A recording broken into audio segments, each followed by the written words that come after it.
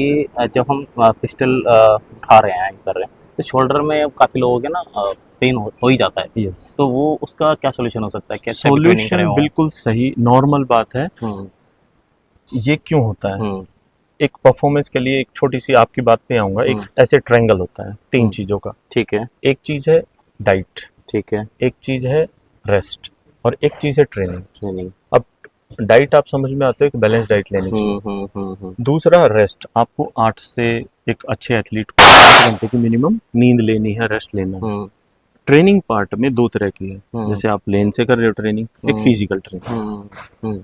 Physical training आप योगा करो, aerobics करो, जिम करो, लाइट वेट एक्सरसाइज करो, सारी चीजें करो, सब क्योंकि कुछ जिम में अलग। जैसे कि नॉर्मल ट्रेनर उसे शोल्डर शोल्डर प्रेस करा रहे हैं, वो प्रॉपर हर चीज़ कर सकता है या कुछ एज पर्टिकुलर ऐसा है कि? यस, इसमें ये है कि जब आप वेट ट्रेनिंग करने हम्म जाते हो तो इसका रूल ये है कि आपको हाई वेट नहीं उठाना। हम्म इस एक सेंटेंस में अगर बात करें, आप इसमें maximum high repetition low intensity, low intensity high repetition means आपकी कैपेसिटी है 15 केजी का डंबल मारने की, तो हम्म। मैं सजेस्ट करूंगा कि 7 केजी से आप 12 रैप मत करो, आप 7 केजी से 25 रैप करो। रिपीटेशन ज़्यादा करने, वेट कम करना। वेट कम रखना अब है। उससे क्या होगा, आपके मसल्स बनेंगे, स्ट्रेंथ आएगी, हम्म।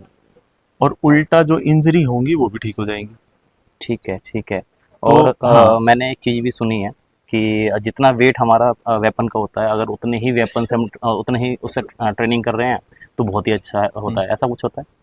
देखो, अगर उतने ही वेट से, अगर ये है, मैंने आपको बोला 1400 ग्राम, हम्म। और 1400 ग्राम आपको 5 बार उठाना है, जी। बट उसके लिए आप 5 केजी से ट्रेनिंग करो। मैं ये नहीं कह रहा 5 केजी से होल्डिंग करनी है, हम्म 5 केजी से आपको डंबल करने हैं, हम्म। थेराबैंड से एक्सरसाइज करनी है। जब भी होल्डिंग करनी है, ड्राई करनी है, वेपन से ही करो। वेपन से ही करनी है। डंबल वंबल इसकी जरूरत नहीं है। ठीक है तो ठीक है। आप वेपन से ही करो, क्योंकि क्या होता है, खाली हम यहाँ मसल्स नहीं बना रहे, क्योंकि सभी बॉडी बिल्डर, एथलीट, बॉक्सर, फिर तो सभी शूटर तगड़े होंगे, है ना। वहाँ स्ट्रेंथ की बात नहीं है, यहाँ जरूरत है कि आप मिनिमम आर्क ऑफ मूवमेंट से अपनी साइड डिस्टर्ब किए हुए क्या फोकस है आपका। It's a mental game. It's not like कि भाई मेरे में पावर ज़्यादा है, मेरे मसल्स इतने बड़े हैं तो मैं तो स्टडी एकदम।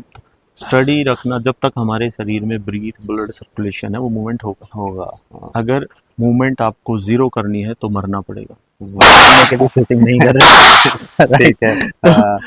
तो ये तो यहाँ सीरियस मैटर बोल दिया अलग आपने। है। मैटर अलग है। हम्म तो यहाँ गेम है दिमाग का। हम्म जितना आप काम रहेंगे, जितना आप कूल रहेंगे, जितना आपका फोकस एक जगह एक चीज को ज्यादा समय तक रखने का होगा, इसलिए meditation, yoga, these are the important for shooting. तो जितना आप focus हैं, उतना आपके लिए बेहतर है। ठीक है। इसके अलावा और कौन कौन सी एक्सरसाइज हमारे काम आती हैं इस 25 मीटर में? 25 मीटर में एसेसरीज के लिए, पिस्टल शूटिंग के लिए बहुत कम एसेसरीज लगती हैं। हम्म। जैसे शू है, ठीक है शू हम यूज करते हैं कोई भी शू इसलिए ताकि वो फ्लैट रहे। ठीक बट है। इसका ये रूल है कि वो शू है, अगर उसको बैंड करें with the force of 15 Newton, तो वो 22.5 डिग्री तक बैंड होना चाहिए। ठीक अगर है। उस फोर्स से वो 22.5 तक नहीं बैंड होता तो उसकी स्टिफनेस ज़्यादा, तो वो पास नहीं होगा। ठीक है तो ठीक है। फ्लैट के लिए, ताकि बॉडी की मूवमेंट ना हो, कम इस हो। रूल के साथ कोई भी हम ब्रांडेड शू लेके हम यूज कर सकते हैं। इट्स नॉट कंपलसरी कि आप फॉरेन का लेके आओ, कोई लेके आओ। आप ऐसे शू लाओ जो फ्लैट हो, ठीक है, कोई भी चलेगा। कोई भी चलेगा, बट ठीक है उसकी जो मैंने स्पेसिफिकेशन बताई वो। ठीक है सेकंड थिंग, आपका आई ब्लाइंडर। ठीक है। क्योंकि अगर आपको एक आंख ऐसे बंद करके या ऐसे बंद करके चलाओगे तो स्ट्रेस आएगा, आपका जो फोकस है वो आंख डाइवर्ट बंद हो करने जाएगा। पे ही रहेगा। तो जो फोकस इसका क्या है, 30 mm, हम्म। इसकी चौड़ाई है 30 mm। 30 mm की चौड़ाई के साथ आप कोई भी यूज कर सकते ठीक है ठीक है हो। एयर प्रोटेक्शन, ठीक है। जो आप कस्टमाइज भी करवा सकते हैं, नॉर्मल भी ले सकते हैं, जो बड़े वाले इस टाइप के आते हैं वो भी यूज कर सकते हैं। These are the important accessory. जिसके बाद पिस्टल शूटिंग के लिए ऐसी कोई खास चीज़ नहीं ठीक है। और एक टोटल खर्चा माने हम कितना खर्चा आ जाएगा एक्सरसाइज को मिला के कंप्लीट? 25 मीटर में। जी 25 मीटर में अगर कोई बिगनर है जी। तो देखो उसके पास वेपन होना चाहिए। वेपन कितने में कैसे अरेंज करता है, फर्स्ट वो देखना तो है। भले ही सेकंड हैंड ले रहा होगा। सेकेंड हैंड लो, रेंटेड, या कैसे भी, जैसे भी हो सके ठीक है। उपलब्ध, वैसे करके उस पर मैंने गोली 50 गोली तो चलाएंगे ही। जी जो जी जी। रिकरिंग रिक्वायरमेंट है, रिकरिंग मीन्स बार बार जो खर्चा होगा डेली, 50 गोली तो डेली चाहिए। अब एक महीने में आप 30 डेज ट्रेनिंग नहीं करेंगे, तो अराउंड आप 20 डेज करेंगे, तो 20 इंटू 50, तो 1000 बुलेट आपको चाहिए। अगर आप 15 के हिसाब से ही करो तो 15,000 के करीब और एक आपका ये बुलेट हमारा खर्चा। कितना का पड़ रहा है?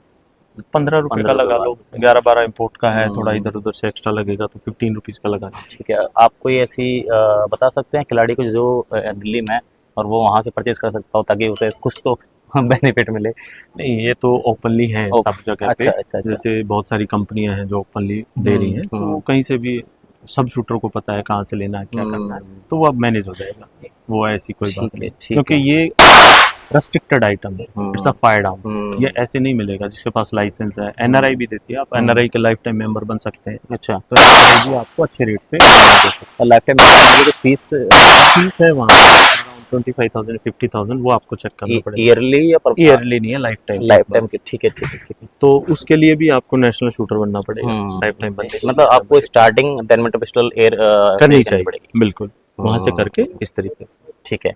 कुछ ऐसा सजेशन जो बिल्कुल बिगनर हैं जो गांव में बैठे हुए हैं देख रहे हैं और चाहते हैं कि इस लेवल तक के खिलाड़ी बने, और कोई भी सजेशन जो उनको इस लेवल गेम तक लाने में आसानी नहीं? देखो, गेम है, इसमें सबसे पहले स्पोर्ट्समैन स्पिरिट होना चाहिए। अगर स्पोर्ट्समैन स्पिरिट है, वो रास्ता अपने आप ढूंढ लेगा। अब हमारा गेम ऐसा है, लाइक रेसलिंग है, दौड़ना है, भागना है, तो गांव से कुछ भी कर सकते हैं। बट आजकल गांव में सबसे जरूरी चीज इस इवेंट के लिए infrastructure and equipment, and these equipments are important. तो आपको कहीं ना कहीं कैसे न कैसे करके अपने नियरेस्ट क्लब तक जाना ही पड़ेगा। तो ये जरूरी नहीं है कि आपको ये शूटिंग करनी है तो पहले वेपन खरीदना ही है। आप ये कीजिए कि आप रेंज पे जाइए, रेंज पे जाके उनकी जो फीस होती है मिनिमम 3-4 हज़ार रुपए, तो वहाँ पे ही वेपन प्रोवाइड करा देते हैं। ठीक है। तो उससे जब आपको लगे 2-3-4 महीने में आप सही कर रहे हैं, या आपको होप लग रही है कि कंटिन्यूसली मैं इम्प्रूव कर रहा हूँ, लेकिन ये नहीं कि 2 दिन गए और ये नहीं कर रहा, ये पेशेंस का गेम है। 3-4-6 महीने अपने आप को दें, और उसके बाद जब सही लगे, आप स्टेट वगैरह क्वालिफाई कर लें, then you can procure your weapon, अपना वेपन खुद का बाई कीजिए। ठीक है। ऐसा नहीं है, शूटिंग बहुत खर्चे वाला है, क्योंकि रेंज की फीस देके 3-4 हज़ार रुपये रेंज की फीस देके एयर पैलेट आज के टाइम पे मार्केट में 400-500 रुपये का मिल जाता है। अच्छा। तो एक एयर पैलेट की डब्बी में 500 पैलेट होते हैं। अच्छा। तो आप साल में महीने में 2 या 3 डब्बी लगा सकते हैं। 500 रुपये के भी लगाएं, 3 डब्बी भी लगाएंगे हम तो 1500, और 3 से 4 हज़ार वहाँ, तो 5-6 हज़ार रुपये तो अफोर्ड कर सकते हैं। और अगर ये भी जब है सर, जैसे कि आप बता रहे थे कि सिर्फ शूटर ये ना देखे कि हाँ आया फायर करा चला गया, नहीं, अगर प्रॉपर हर वो प्लान मेजर कर रहा है, प्लान कर रहा है, तो प्लान करके फिर और तो अच्छा ग्रोथ कोच को डिस्टर्ब करते रहते हैं, रहना चाहिए। क्योंकि आप अपनी मर्जी से कुछ भी करेंगे, शूटिंग ऐसी चीज है, अगर अपनी मर्जी से 2 रास्ते हैं, एक सही काम कर रहे हो, एक गलत। अगर आप अंडर सुपरविजन नहीं कर रहे हैं और गलती से कुछ गलत चीज कंटिन्यू कर रहे हैं 1 साल तक, तो 1 साल आपने किसी गलत चीज की प्रैक्टिस कर ली, और उसको छोड़ने के लिए भी मिनिमम 1 साल 1.5 साल, शायद ज्यादा भी लग सकता है, क्योंकि वो हैबिट बन चुकी क्योंकि है। एक हैबिट बना है। तो इसलिए सर्विलेंस की स्टार्टिंग में बहुत ज्यादा जरूरत है, ताकि बच्चा गलत चीज की प्रैक्टिस ना करे। कम प्रैक्टिस हो लेकिन सही प्रैक्टिस हो, मेन मोटो ये है। तो जो भी कहीं दूर दराज में बैठे हैं बच्चे और वो ट्रेनिंग करना चाहते हैं, तो कुछ गाइडेंस के साथ करें। कुछ भी अपनी मर्जी से स्टार्ट करते हैं, कुछ मसल, जो आपने इंजरी वाली बात कही, वो लैक ऑफ गाइडेंस है। क्योंकि अगर आप इसको बहुत ज़्यादा स्ट्रेस करके चलाएंगे तो आपको टेनिस एल्बो हो जाएगी, गोल्फ एल्बो हो जाएगी, कंधे में प्रॉब्लम होगी, प्रॉपर वार्म अप नहीं करेगा, प्रॉपर इसकी स्ट्रेंथनिंग नहीं होगी, लास्ट में कूल डाउन नहीं होगा, तो डेफिनेटली इंजरी तो होगी। और नए बच्चे, क्योंकि एक चढ़ती जो एज होती है उसमें पता नहीं लगता क्या होता है, बाद में लगता है। हाँ, उनको ये लगता है कि पैशन होता है कि मुझे करना है तो ओवर ट्रेनिंग करते हैं। रिकमेंडेड जो स्टेट लेवल या यहाँ तक की ट्रेनिंग का टाइम है 2 घंटे 3 घंटे hardly maximum, up to national. और वीक में कंटिन्यू करना है ट्रेनिंग को? वीक में 4 दिन इनफ है, 4 से 5 दिन, हर 3 दिन के बाद एक रेस्ट लेना अच्छी बात है। अच्छा। अब सेकंड थिंग ये है कि जब आप नेशनल के बाद ट्रायल्स वगैरह में जाते हो, तो उसके बाद 4 से 6 घंटे मोर देन इनफ है ट्रेनिंग। 7 आवर्स 8 आवर्स 9 आवर्स बच्चे ट्रेनिंग कर रहे हैं, तो इंजरी किसको? ओवर ट्रेनिंग इज रिकवरी नहीं हो पा रही है, रिकवरी नहीं हो रही, जितनी मसल्स में स्ट्रेंथ या वो चीजें हैं वो नहीं हो पा रही। तो हमें ये भी ध्यान रखना है कि ट्रेनिंग करनी है, ओवर ट्रेनिंग नहीं करनी, क्वांटिटी नहीं करनी, क्वालिटी करनी है। हाँ।